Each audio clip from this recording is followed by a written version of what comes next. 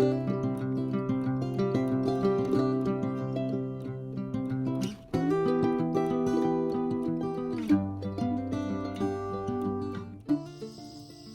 morning, everybody. The plan this morning was to get up early and do some brush hogging. Of course, it's like 8:30 now. It didn't really work out the way I planned as usual. But anyway, we're out here. It's not too terrible hot yet.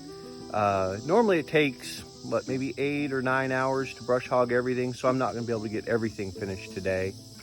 But we'll get everything going here this morning, and we'll see what we can get done out there in the field.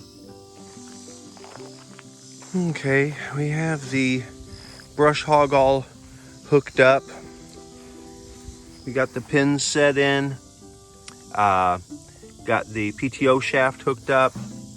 You also want to make sure you put your cover. If you have a cover for your PTO shaft, make it a lot safer. That way that doesn't spin.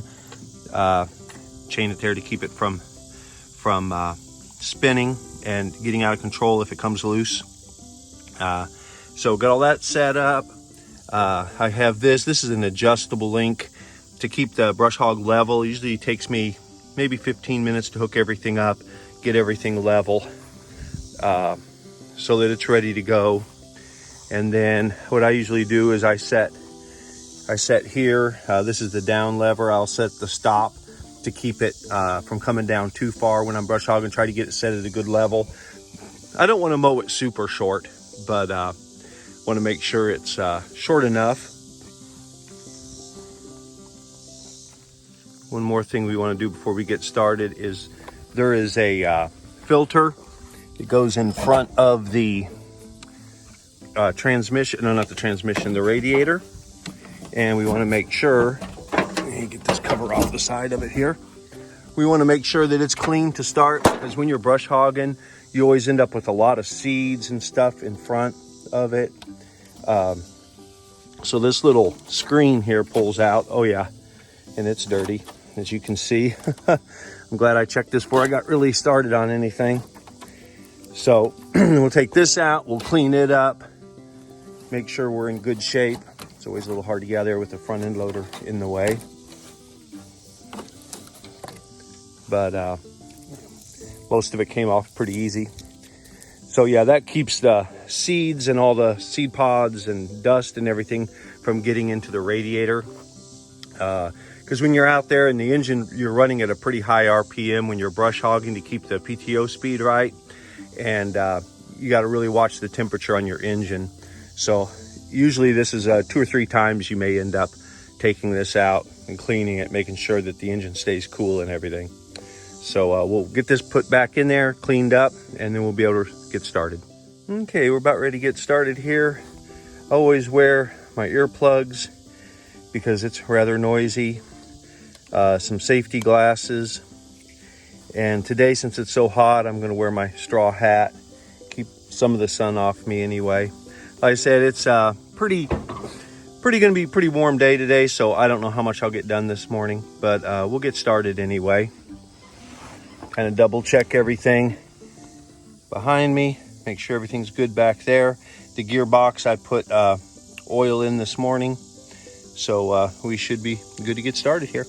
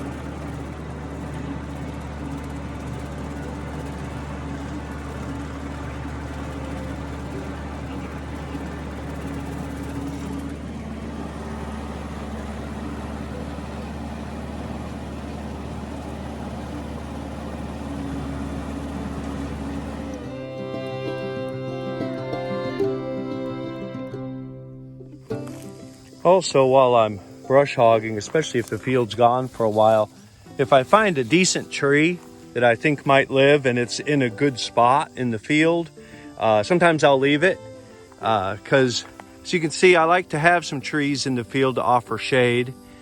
And I've lost a few of them just from being cleared and everything. I've lost a few of the bigger trees. So sometimes if I see a little tree coming up and it's in a good position, I'll leave it, try to go around it, and then give it a few years and see how it does.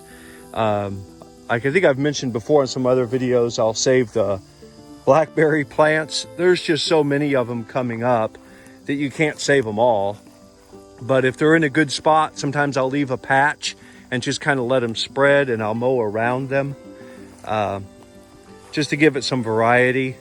I did see a honey locust tree coming up, but I really don't want those in my field. I like the tree, but they have thorns, and I don't really want to start that. So I did mow it down, even though it was kind of a nice tree, and there aren't too many honey locusts around here. But I mowed it down because I really don't want to get that started in the field. That's just trouble later on with holes in your tires and everything else. So I'm going to stop, take a little break here, and then we'll get back to mowing.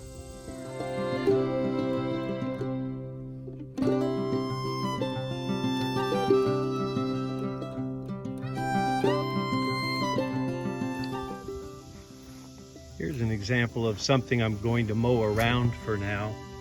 It might be kind of hard to see in the video, but this is passion fruit. It grows wild here. When the blooms are full open, they're really pretty, and they produce a fruit that is edible.